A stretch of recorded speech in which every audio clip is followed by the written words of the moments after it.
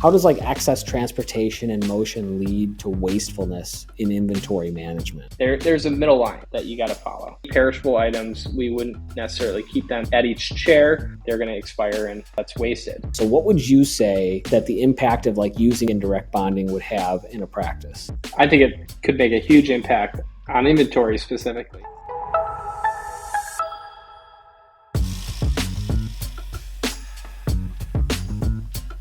Hey everyone, welcome to the ODL podcast. This is our third podcast and we're excited to share it with you.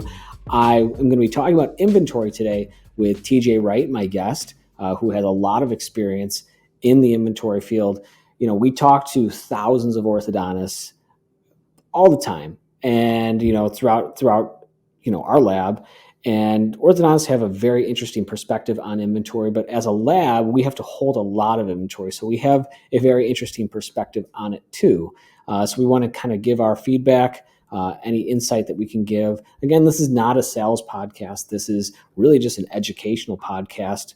All the questions that get asked to us, I want to share and, give out so that there's information for everyone to know. So TJ, let's just start.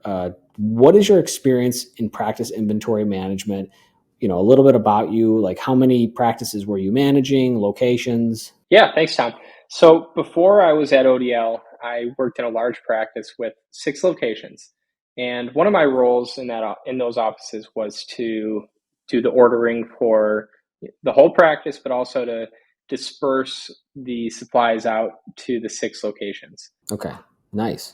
And so that's pretty large practice, and was the 6 locations, were they pretty spread out? They were spread out around Western New York. I mean, the distance between the 2 furthest apart was probably 40 minutes.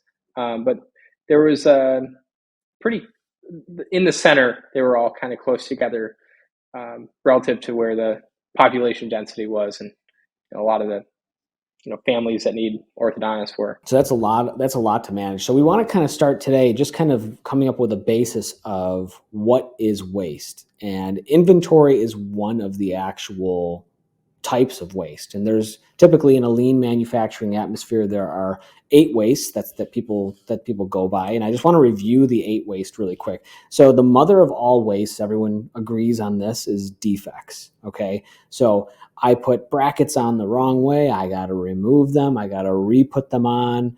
A defect, huge. I make an RPE the wrong way. It goes to 3 people ahead. It goes to QC. They got to remake it. Defect. It goes to the practice and it's wrong. Defect. Defects are the mother of all, waste because they cause so much extra cost, so much waste, so much extra time. And so that's, that inventory really goes into defects as well. Overproduction, very simply think of like McDonald's. I'm making too many hamburgers and there's no one to even eat them. So I've produced all this stuff. I've made all these t-shirts and no one's going to use them because no one's ordered them yet. Waiting. So anytime you're waiting, so we, a good example, we scan, sometimes we've scanned plaster models into our 3D scanner. It takes about 2 to 3 minutes. During that time, there's nothing to really do, or at least there used to not be anything to do, but we make sure we utilize that 2 to 3 minutes because as a doctor, you're not paying us for those 2 to 3 minutes just to sit. And we don't want to increase our cost based on non-value added time. So it's very big, making sure that the non-value added time is shrunk and we're only spending time on what adds value to your product. Transportation. This could be for inventory, actually, transportation between practices and how much you have to travel. Is there a better route to take, inside your practice just to get your inventory? Am I walking back and forth 15 times to get the same thing? Or do I have all the things that I need right in front of me? And that adds up. 365 days, or however many work days there are in a year, but times how many people you have, you might say, oh, well, they're just taking a walk. Like, honestly, it takes a lot of time. Transportation is a huge killer and it's a huge waste. Inventory, of course, we're going to be talking about today. Making too much, ordering too much of anything. We all think that, well, I'm going to order all this stuff because I'm going to get the best price for it. Well, now you've spent all of that money, okay, that's not in your bank account. You've given it to your vendor, okay, and you didn't order it just in time. So we want to look at something with inventory called just in time, making sure that you're ordering it when you need it and maybe have a small amount on hand, but not something that just because you got a great price, you ordered all this stuff. Motion. Okay. So motion is really when we're talking about like transportation is like your body moving like from one place to the next. Motion is like, how am I actually moving in this space? So am I reaching for this thing 15 times to get, my mirror? Am I getting my tool, my pliers, whatever it may be? How can I reduce motion? Everything should be like this in a little cell so I can just grab all the things that I need really easily. I'm reaching over here and over there. That's something that could be improved. And then extra processing, more work or higher quality that is required by the customer. So you think you're creating a process that's actually better, but many people do this. Hey, let's create 5 processes to make this better, and it's actually just over processing. So that's a little bit about the 8 wastes. We want to move on from there and kind of get a little bit into how this works in practice. So, how would you say, TJ, in a practice, how does like excess transportation and motion lead to wastefulness in inventory management? Absolutely. One thing that we did and we had going on in our practices is at each chair we had some commonly used supplies available in the cabinets, so we didn't have to walk to a central location for everything. Though we also did keep a central location with all of our inventory and some of the items that were less frequently used, and also items that would expire. So any perishable items, we wouldn't necessarily keep them at each chair, because then you have a higher chance that they're going to expire and that's wasted. So like our Assure and our Assure Plus and Etch, we kept that in a central location, and we would do that travel in that situation because we didn't want to waste material by having so much and you can easily grab, but you waste half of it. Those bottles are very expensive. But something simple like a sterilized mirror, an extra one, we'd keep a couple in the drawer in case you drop your mirror on the ground. Instead of walking back over to sterilization to get a new one, you have one, you can open it up, and you got a fresh one there ready to go. So those are just a couple simple examples of how to optimize the situation. It's not like you can always, it's not like all or nothing. There's a middle line that you got to follow. Totally. Yeah, I think that one really interesting part with, just on excess transportation and motion is creating something called like crumb trails. And so what they are is they're little like labels that you might have in your, wherever you keep your inventory. And so it will tell you like extras, row 7, room, this room, so it tells you exactly, you're not wasting time asking when you don't, maybe you can't store paper towels, like 15 paper towels underneath, a chair side. So, but I need more paper towels. Where do we keep our paper towels? I'm walking around wasting time figuring that out. Put one paper towel or one roll of paper there. And then when you need more, you're either doing that in an effective time, and when you want to get it, you know exactly where to get it from. So these crumb trails are important. Labeling, super important, so that you can find things really quickly. What would you say are the impacts of inventory waste on overall like running, like in orthodontic practice? Like how could the waste really give you a headache? Absolutely. I mean, you can really increase your overhead just by having waste. One of the greatest ways to create waste in a practice is to fall into the trap that you can get a deal on an item and order, what you think is a year's worth of that product, but then you got to store it. And what if you don't love it? What if, you liked it at one point, but something new comes out and you want to use that instead? Now you've locked yourself in. And that was a mistake that we made, in the past at the practice I worked at. That practice had been there since the 1950s. And for a long time, the former manager liked to order big amounts of supplies and store them in the attic, which we had a pretty big space. But you also had to carry all this stuff up 3 flights of stairs. And when I would go through old supplies up there, there was a ton of unused stuff that we would never use anymore. Even things like alginate that was expired, and items that we stopped using when we went fully digital and became an impressionless office. What So that's a huge waste right there. That is such a waste. Like we went through that too. Like when we were cleaning out and we implemented lean into ODL, like there was so many things that we had to, like the first day you do lean, you're supposed to like pretty much 3S, sweep, sort, and standardize all your stuff. So like get rid of all the old stuff. And there was so much excess stuff that like we had ordered at one time or another that we never used. And I see it on lab groups often. Hey, I have this extra stuff. I'm not going to use it. Does someone want to buy it? And of course, most of the time, no one wants to buy it because no one's using it anymore. And so it's really important. The money that you think you're going to save by ordering a year's, supply of whatever it may be is typically not worth it. And from like the Toyota standard, they're not ordering large things and having, you got to hold it. Now people might think, oh, it's orthodontics. All the stuff is really small. So I got space. But do you want to spend all that money up front? Just not worth it. Look at your cash flow. That's really going to be important as well. Like, do I not have as much cash flow to do the things that I want to, the investing, because I'm spending that towards inventory?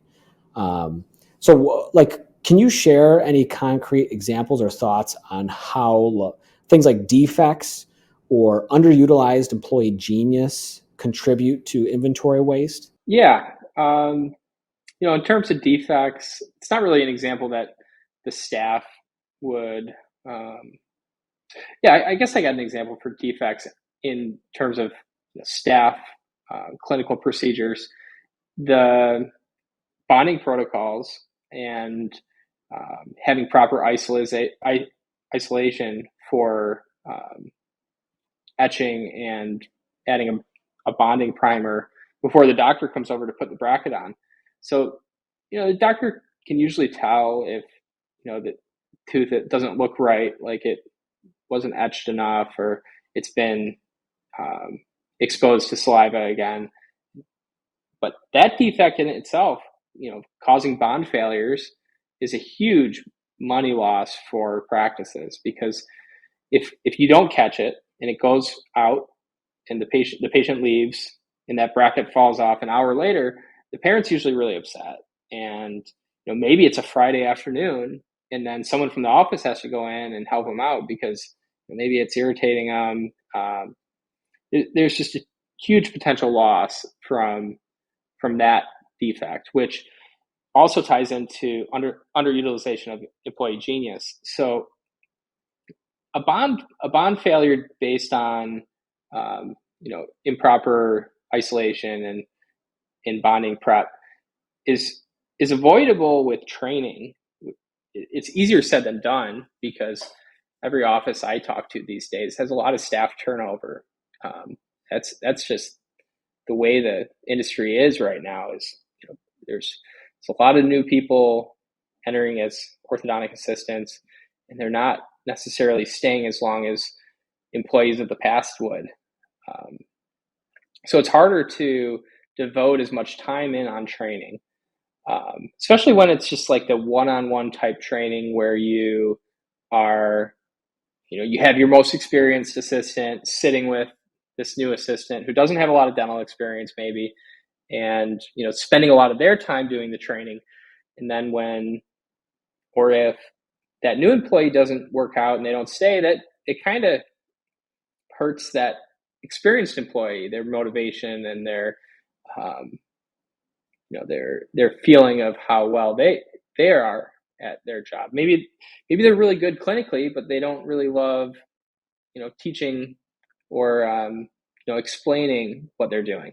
So I think there's some opportunities out in the industry for training programs from vendors that have developed systems to come in and help offices with this work, so that you're not taking away your most experienced assistant to train your new assistant when you aren't even super confident that they're going to be there still in a year.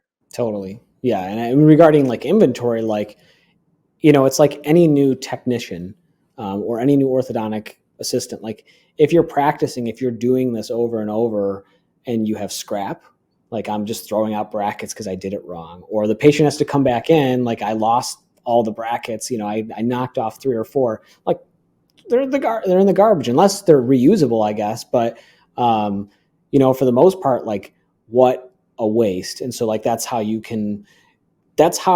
underutilized employee genius and defects really relate directly to added inventory. And you wouldn't think so, but like I would have less inventory if my staff was trained better, and if training them better, is respecting them and utilizing their genius, and then it's going to lower your defects. So everything should move to lowering your defects, which I think that you definitely try to do, and we do here at ODL. One thing, as far as kind of like an inventory management system, we use like a Kanban system. Now, if you haven't heard of a Kanban system, do you want to talk a little bit, TJ, about what a Kanban system is? And how it might be useful for practices? Absolutely. This is one thing I learned when I joined ODL that I wish I had when I was in the practice, because it was with so many small items, it's hard to keep track of when you need to order the item, and when that item does come up that it needs to be ordered, which vendor does it go to. So the Kanban system, I've got an example of a Kanban card here, which is a little ordering card that you can keep in your clinic, near your inventory. So maybe this one I wrote in for Reliance Band Lock. So I'd keep this with my in the drawer where I keep the inventory, the stock of band lock that is in the clinic. So there's a couple things on here that you designate. You put the part number on there, you put the vendor, and then you put a Kanban level, which is basically the level. It's the threshold of how many you have that you need to order more, so that you have more in before you finish that last little bit of that threshold. So for this one, I put a Kanban level of 5 tubes of the self-mixing dual cure band lock. And every time I get down to 5, I order 20. And the nice thing about the card is when you get there, you can just, you take it out of the drawer and then you submit it to whoever does the ordering. So at each office, what I would imagine I would do now if I implemented this is that each office I would have a place where these would be placed when it's time to order. And then those would be collected at the end of the day and then processed for reordering. So you can also mark down the history of the orders. You can see, write down the date that you ordered it and the date that you received it, so you can check it in. There's also, this is just a paper version of this, but there are systems out there that utilize digital technology using Kanban. It's not only analog. There's apps for this type of thing. The nice thing about the piece of paper is that you can just keep it there right next to the product. It's something physical that you can hold. Like, and I think that's like kind of the where we live in such a digital world, there's something really nice and tangible. Like you're working with physical products anyways. Like, oh, I got to this piece of paper. Like I've used my 15 buckle tubes. I'm on to I've run out of buckle tubes. I'm now running into this piece of paper. It's like a red light almost telling you stop, take the paper, fill it out. Now go put it in a special spot. If you really want to get wild, you utilize someone as like a water spider. And a water spider is basically someone who takes up all the non-value added work. So if your assistants are constantly getting up, doing other things, you have one person do all of that around your clinic or your lab, and your assistants don't need to get up and do any of those non-value added pieces of work that your patients are not paying for. And so having like a single spot, a really easy spot that you can put it, and then the water spider, whoever that person who's picking it up designated, goes around at the end of the day, like you said, or certain times of the day, and picks up all the things, and then has a central ordering, place for all of the Kanban cards. So you would set it up like that. I think that's great. I think that would be very helpful in orthodontic practices today. Um, as far as some success stories that we've experienced in implementing a Kanban system, obviously you're just looking at when you're making large orders, and even when we order monthly for supplies, raw materials that we're ordering, timing becomes kind of like an issue. So you got to make sure that you don't order too much, because you don't want to order like your invisible retainer material, twice in 1 month, so that you're spending all this cash just to make sure that you get it. So a Kanban card can really make just the person right on the floor know, oh, we ordered this back, on March 1st, and I need some, but I don't want to make the order until April 1st, or April 5th or whatever. But sometimes, without that, people might just say, well, I'm out, I need the next amount. With a Kanban system, you actually have secure inventory that's like your safety stock. So when I get to my safety stock, I have stock that I can use while I'm waiting for my order to come in. And it's not like, oh, shoot, like I better order right now. This ensures that you don't have to do it. So we've utilized that within the lab at ODL, and that has helped a lot of double ordering go away, timing on your ordering go away, extra ordering. It's utilized people's geniuses by letting people in on ordering instead of just writing to someone who's the orderer and just say, hey, can you order me this product? Well, how much? Well, I don't know. Get me a lot. Like, that doesn't make any sense. So that's how we've made it work with us. And I think that like a Kanban system, if you guys are interested in learning more about a Kanban system, I would look at Gemba Docs. It's a website that was created. It's a place for training. We have no affiliation. We just use it because it's really useful. But it will create your training protocols, your SOPs, and it has Kanban cards that you can print out, and you can laminate if you like them that way, or you can use the paper version, or you can use a digital version like TJ was talking about. So moving on, TJ, I want to talk about some other things that may be helpful in a practice to reduce inventory that sometimes may come off like, I want to talk about some other things, TJ, that may come off. TJ, I want to talk about some other things that sometimes I think practices think, this is really expensive. I don't want to do that, but you may actually be saving in the long run because of the inventory that you're saving. Remember, like, cash is king. So like your cash flow is going out, you're holding all this material. If you could just order right on time, you don't have to put out any of that cash before it needs to go out. And so I think of things like indirect bonding. We don't personally do indirect bonding, but I feel like it's pretty cool. But I think some of the negatives that people say, well, it's really expensive. I can just place brackets really quick. But then you have all that training that you have to do, with brackets, and placing them. So what would you say that the impact of like using something like indirect bonding would have in a practice? I think it could make a huge impact on inventory specifically. I talk to offices that are using some of the new technologies and 3D printed brackets, and they come with the indirect bonding trays. I think that in itself significantly reduces your stock of brackets that you need to keep. You still get some spare brackets in those systems in case you have a debond or a bracket fractures.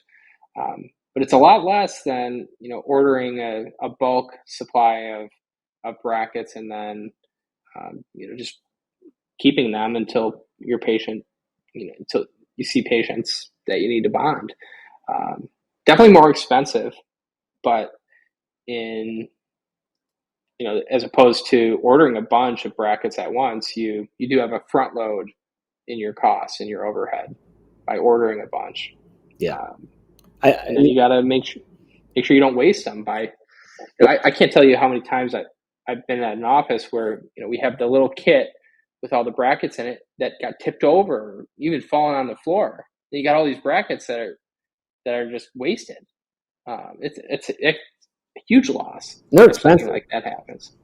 They're expensive. Yeah. I mean, these the vendors who sell brackets, like they do pretty well. It's it's a good business. So, like, yes, putting it in one system is pretty expensive, but I think that there's more than just a fad to it. Yes, the marketing of people like Dibs and Light Forest, they're doing a good job with that and getting people to buy in, sort of like Align did, to get everyone to buy in. But just the system in general, if you can get a system down, the amount of training that you can kind of get rid of, and you still have to train on how to bond them, but it's so much easier than having to do individual brackets. So I would say that's probably definitely something that people should consider if they're looking at a system to decrease inventory. Let's go on to like outsourcing, things. Now there's something like, there's the thought that everything I do, I can save so much because I can make this thing for $15. I can make it for $5 in-house because, I'm just, it's so much cheaper for me to do, and I'm going to do it. And it's like, I don't know if people realize like the amount of like time or inventory that they actually have to put into it. Time with the employees, of course, that can't be seeing more patients because they're busy making things. And then, of course, the inventory that you have to store. So things like invisible retainers, like how does like outsourcing lab materials like invisible retainers reduce the inventory of the raw materials in an orthodontic practice? Like, is it worth it to be doing that? I think if you factor in all the costs and not only the cost, but the managerial increase, like there's a lot more you have to manage when you're doing it all in-house because you've got staff that are required to do those processes outside of the clinical space in the in-office lab. You've also got equipment that you have to manage. So if your BioStar stops working, then what do? You then call up a lab and try to get a rush on all these orders. It's a big question. In fact, we had it happen actually today. Practice called up, their 3D printer went down, and they needed everything pretty much the next day, which we were able to accommodate. We got them, all of their invisible retainers the next day, because people think, well, it's a lab, it must take 5 years to get back an invisible retainer. Well, no, like we can do it in like 1 to 2 days now. And so, but there was like a thought before that like I must be able to do it in-house. So what's going to happen if you have one 3D printer and that 3D printer goes down? Now with 3D printing is even more, because you have to hold inventory for resin. And that becomes like more of a nightmare. Even we don't want to hold that much resin because resin's so expensive. So we're very cognizant of how much resin we're holding. But we also have a lot of redundancy on our 3D printers. So if you're a practice and you only have one printer, and it's really cool, I agree, 3D printing is cool, but it loses its luster pretty quickly. And that printer goes down, you got to find a solution quickly, or your patients just got to wait. And now you're adding another defect, another wait, because now your patients are waiting. So, can you elaborate just like a little bit on the benefits of a lab managing software or inventory for a practice over the practice doing it themselves. Yeah, in regards to the clear retainers and Yeah. yeah, so I think one of the biggest benefits is just you can get consistency in work. You can get it made with 3D printing, high quality 3D printing, so you have very accurate appliances all the time, as opposed to if you're just taking impressions and then doing the suck down on that plaster model. Doesn't always turn out as nice as doing it off of a 3D printed model. It's laser. And the cost, yeah, and laser trimmed. Yeah. So you get the consistency, you know what you're expecting, and the cost, if you factor in the labor in the office, the equipment expenses and repair expenses, it's really comparable to outsourcing, but it's also a lot less headaches. So yeah, how do you put a valuation on your the quality of the work processes you have in your office? So if you have a lot of processes that are burdensome, that staff don't really love doing, or can cause issues if equipment malfunctions, what's the value of eliminating that? It's hard to quantify, but it's pretty big. We all know that if you simplify the processes while they're still effective, you're going to have better success, because you're not it's easier to train people into it. It's easier to keep your staff happy and staying on board, and the patients don't know the difference. They don't know if you made the retainer or if you ordered it from a lab. Yeah, and that sometimes can be, like if you don't have the right. I'm getting calls more and more often for people who want to come and, because a lot of these lab schools are, have closed up during COVID, so it's becoming harder and harder for people to find, labs that have trained technicians, and so the doctors want us to train the technicians, and unfortunately, it doesn't take like a weekend to train, and we don't typically do that. We do it as a courtesy more so, because we're trying to make the best technicians ourselves in the world. And so I think that, yeah, just, it's funny, like I've had multiple practices who had full, like not just one lab person, but like full labs, in-house. And they were like, hey, I had 2 people quit. I got one person who's retiring. And I'm sick of managing it all. And it's such a hassle. And, there's some labs that doctors are associated with, and they even say like, doctors really don't know, like kind of what the labs deal with. So it's letting, I guess the whole basis is letting the lab own the inventory so that you don't have to, because having to own the inventory is a pain.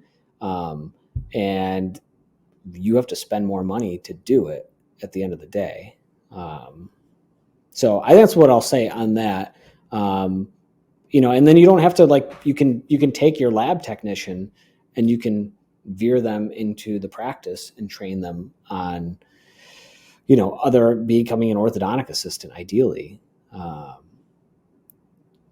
So I would say let's move on a little bit to purchasing products and kits. Now we kind of talk about that in indirect bonding, but I think that the way that the industry is going, like from a pricing model standpoint, people, it's going to be advantageous to buy things in kits, where you get the first part of treatment, the second part of treatment, it's all inclusive. You don't have to hold the inventory. A lab tech doesn't have to hold or do one part internally, and then a lab does the other thing, or you don't have to send it to separate vendors. Like, what are the advantages of buying products and kits from a single vendor versus items individually from multiple vendors? I know you've seen this, so. Absolutely. Yeah. I think it's huge, because you can significantly reduce waste there. I mean, going back to, tying it into the indirect bonding, using a system like Lightforce, you're really buying a kit for that patient. And Invisalign kind of did it first, where they would give you, you had the option to buy, the composite material through their website, and you would get the full patient kit with all the trays, the attachment template, and Lightforce does it, Vivid does it with the Vivid aligner system.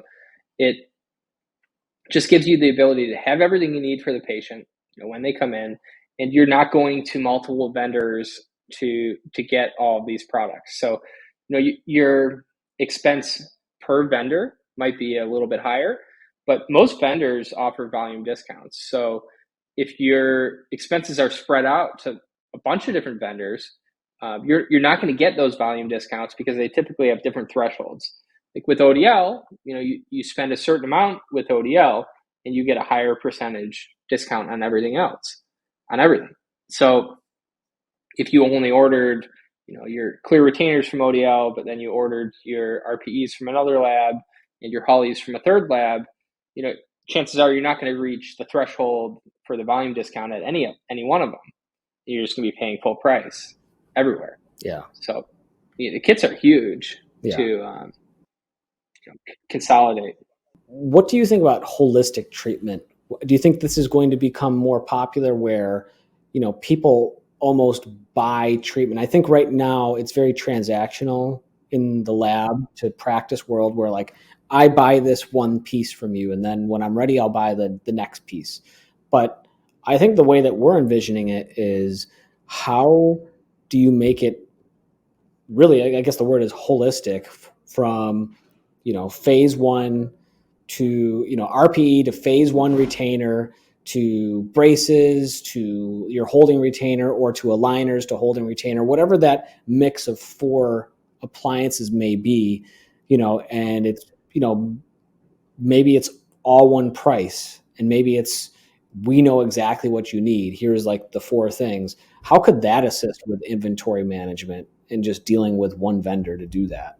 Yeah, I think one of the, I'm not sure if it deals as much with inventory management. My idea of how this helps a practice more deals with, patient retention between phases. So, if you see a patient for a phase 1 consult, and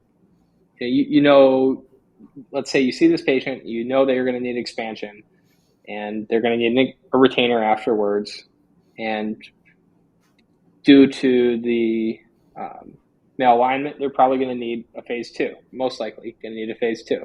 So they're going to need more appliances later on. If you're looking at a holistic approach where you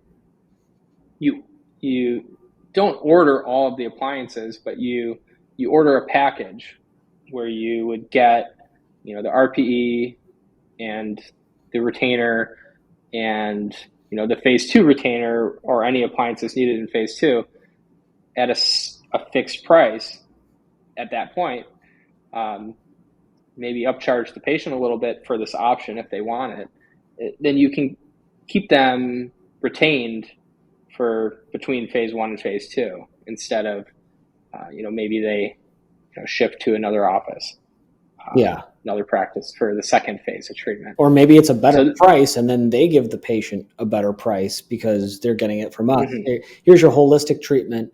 It's less than if you were to order everything individually. You could pass off that savings to your patient and be like, hey, if you're willing to stay on, I can offer you your holistic treatment at this price. And now like the lab is participating in helping the doctor, and then the doctor's helping the patient in, making sure that they stay on for full treatment. Mm-hmm.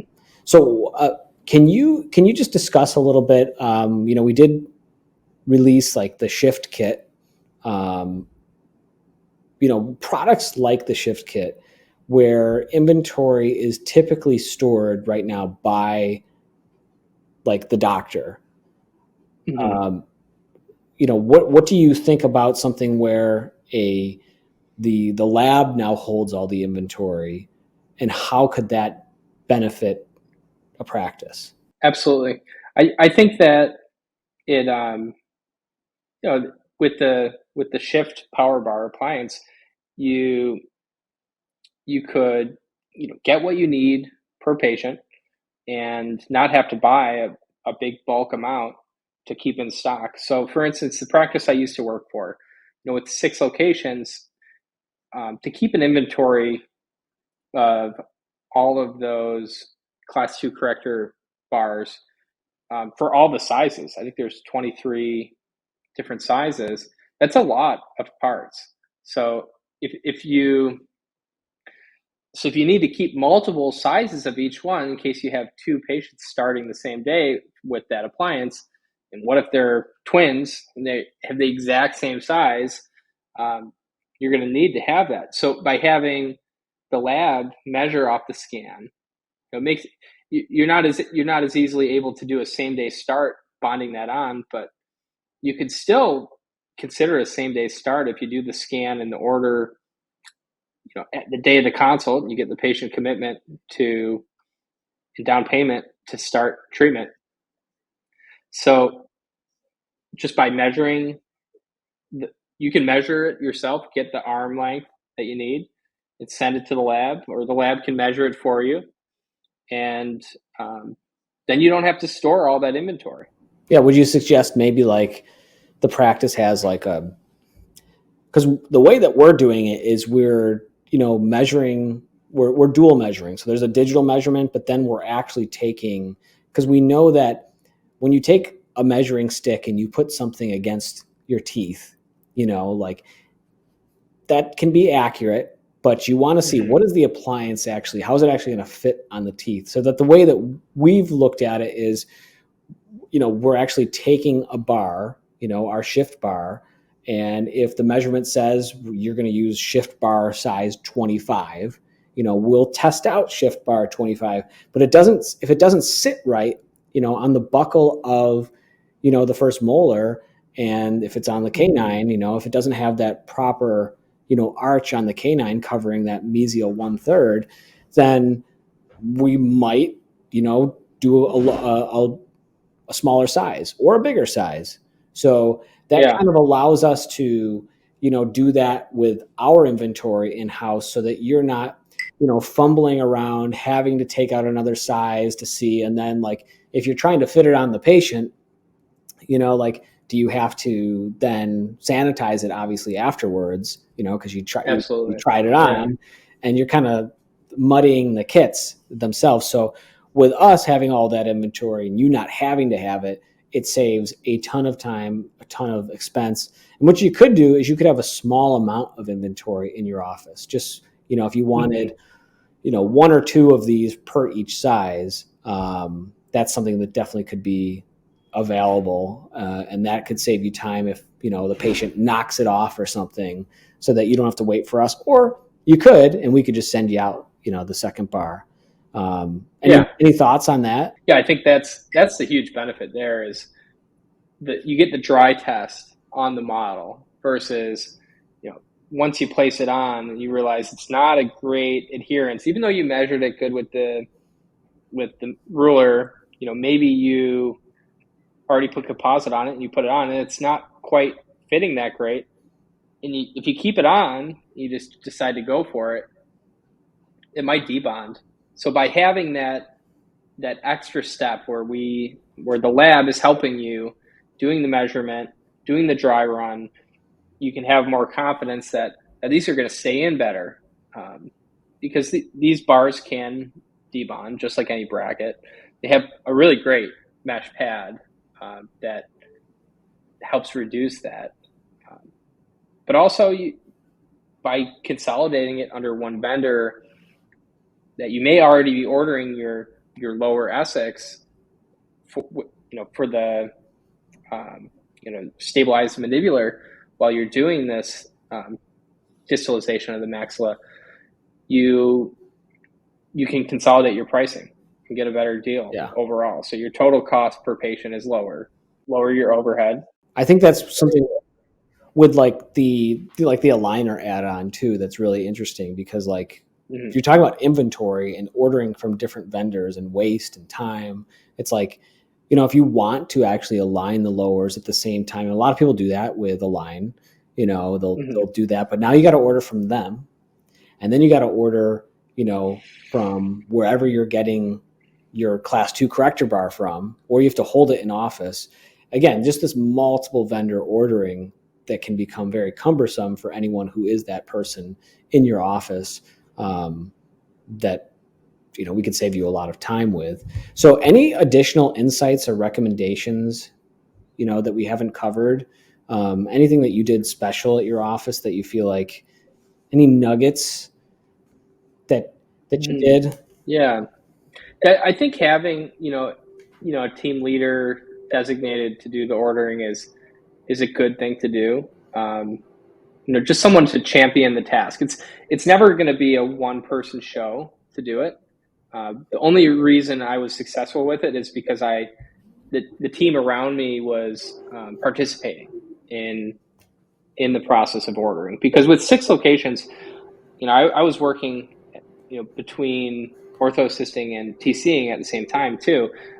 I didn't always know when a clinic was low on an inventory, so I needed the team to indicate that they were low on Assure at the Main Street office. They needed to, and we needed to get more. Yeah, because one person can't do it all. You need a leader, and you need the team to work with them. Totally. Yeah, and it was ownership. Like, you had ownership of it, and I think that's with everything. Kanban cards, inventory, whatever it may be. There's an owner, because if one person doesn't own it, no one owns it.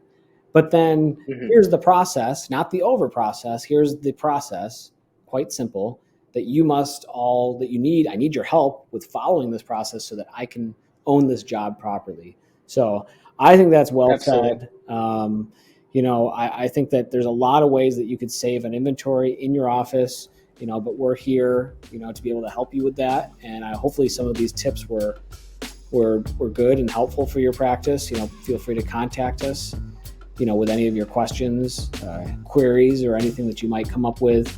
TJ, thanks so much for joining us today. Really appreciate it. Thanks, Tom. Thanks, everyone. Talk to you later.